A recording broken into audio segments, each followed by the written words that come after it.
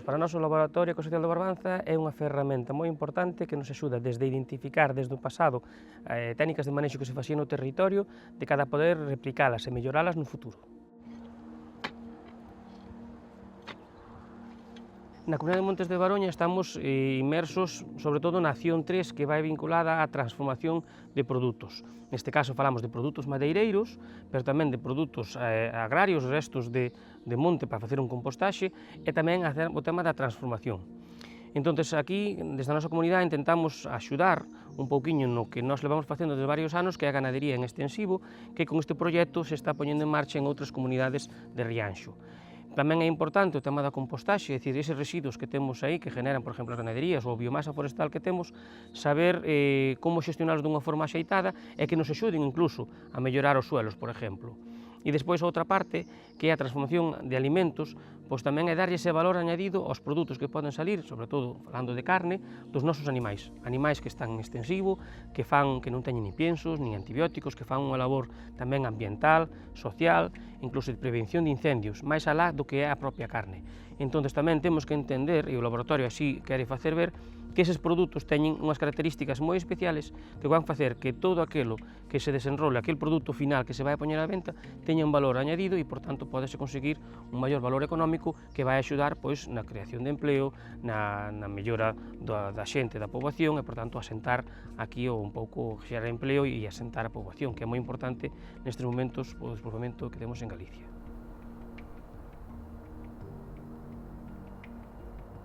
Os retos do territorio son moi diferentes, porque claro, o territorio tamén abarca desde concellos moi desiguais a problemáticas comuns ou non duns ou outros territorios. Para nós creemos que o despoboamento é un reto moi importante a ter en conta, pero tamén o abandono do rural, o abandono dos terreos forestais e terrenos agrarios que a día de hoxe non teñen un valor.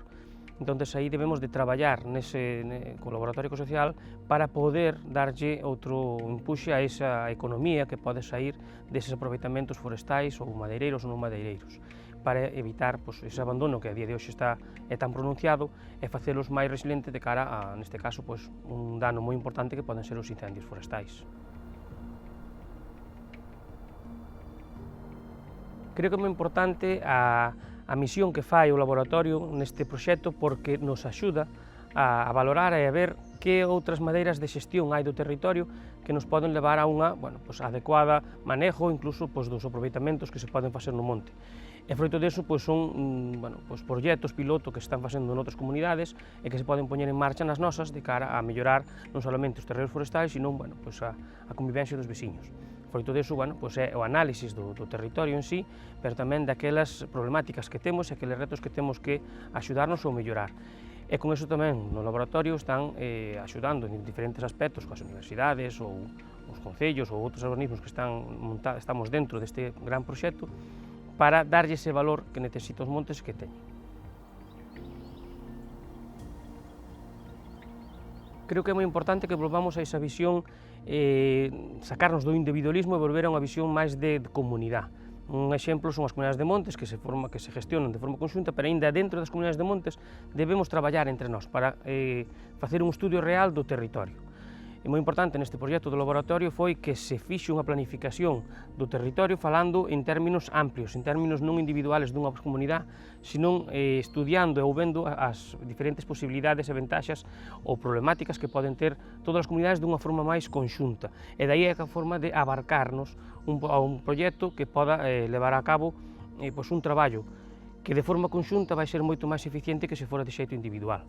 E, ademais, moitas veces, esas problemáticas, ese individualismo, lévanos a que os problemas non se solucionen dun xeito real ou nun xeito amplio, dado que, por exemplo, o lume non entende de límites físicos. Por tanto, a parte do laboratorio, neste sentido, é moi importante para as comunidades de montes porque nos obriga a salir dese individualismo e que ver esa visión máis colectiva, máis conxunta de territorio.